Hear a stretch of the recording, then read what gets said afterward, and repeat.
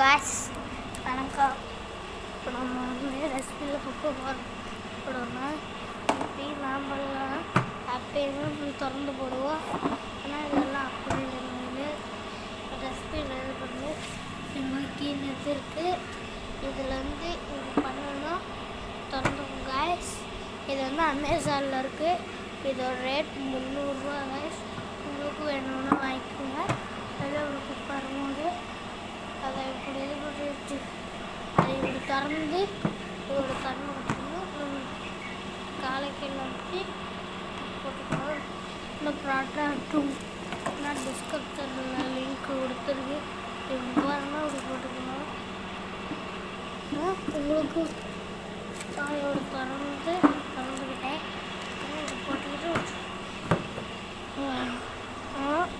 டிஸ்கிரிப்ஷனில் லிங்க் கொடுத்துருக்கேன்.